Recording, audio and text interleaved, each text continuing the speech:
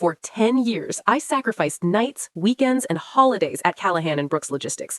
I expected a promotion, respect, acknowledgement. Instead, I was fired. That's when I realized the only way forward was to take control of my own destiny. I arrived before the office lights flickered on, before the hum of keyboards filled the space. For 10 years, I had been the first in and the last to leave, the invisible engine cowering Callahan and Brooks Logistics. I liked solving problems. I liked creating systems that ran smoothly while others stumbled. But I hated being invisible. Recognition was rare, respect almost non-existent. My contributions, the crisis management, the mentoring, the endless troubleshooting, were only noticed when errors threatened to erupt into client complaints. Then suddenly, everyone remembered I existed. My title was Senior Logistics Manager, but my role had far exceeded the job description. I stayed late troubleshooting software glitches, recalculating supply routes, smoothing client frustrations, mentoring interns, and fixing the messes others left behind.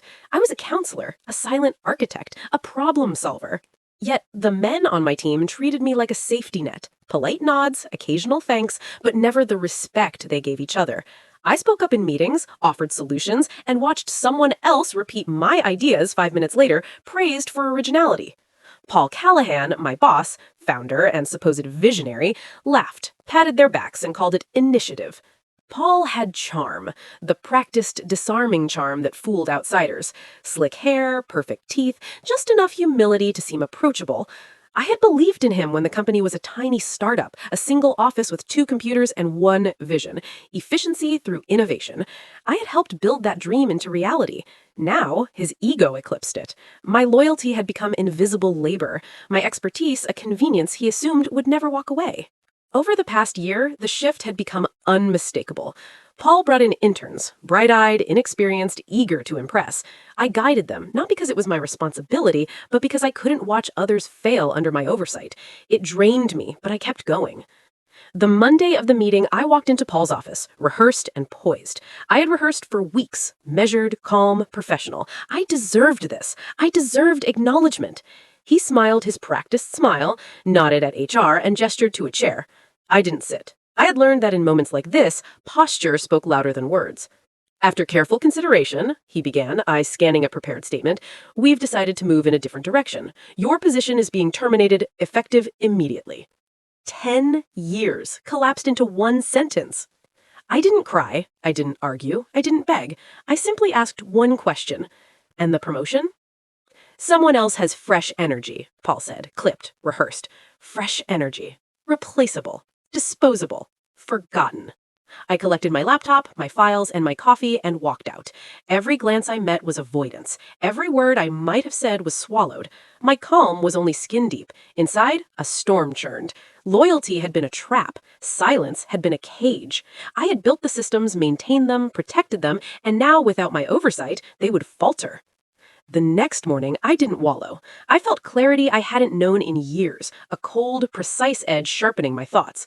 I picked up my phone and began contacting the clients I had personally shepherded through every operational crisis, every logistical nightmare, every near catastrophe. I spoke directly, confidently, uncompromisingly. I can manage your projects personally, I said, on my terms, with full oversight and rates that reflect the value I deliver. Every conversation confirmed what I already suspected. They couldn't do it without me. They had relied on me for a decade, and suddenly my loyalty and expertise became leverage. Their urgency, their relief, and their respect hit me like a jolt. I was no longer invisible. I was indispensable. The thrill wasn't petty revenge. It was reclamation. Power, once deferred, now rested in my hands. I wasn't asking for recognition. I was defining it on my terms.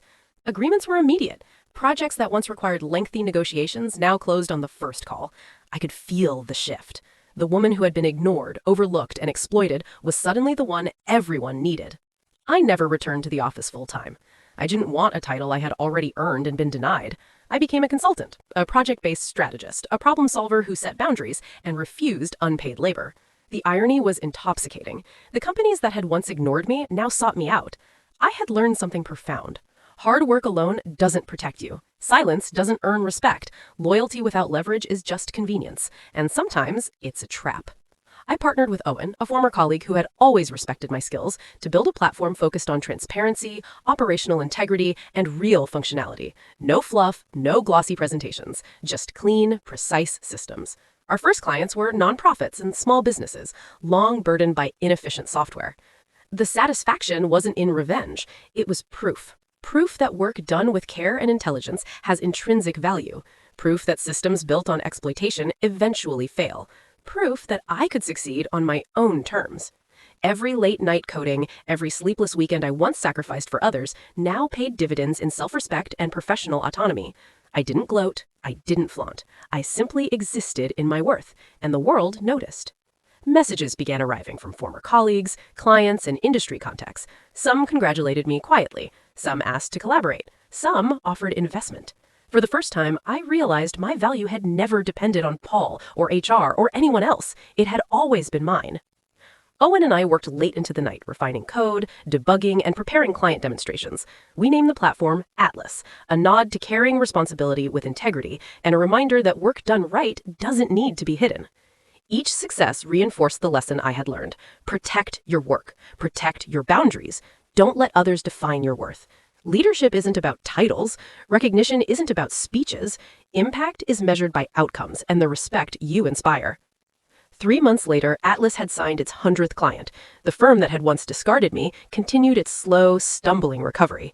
Paul's name appeared occasionally in trade journals, always tied to failed initiatives or leadership shakeups. I didn't celebrate. I simply acknowledged reality. Systems built on exploitation fail. Systems built on integrity endure. I never looked back. I kept the badge, the sticky notes, and the faded office key as reminders, not wounds. Each reminder said, I survived. I built. I mattered. Not because anyone else said so, but because I knew it, quietly, irrevocably. And that was the point. Not revenge, not anger, not vindication. Peace, autonomy, mastery over my own work and life. The quiet victory of finally being recognized by myself first. If this story resonated, subscribe for more real-life stories about loyalty, betrayal, and the courage it takes to reclaim your power and life.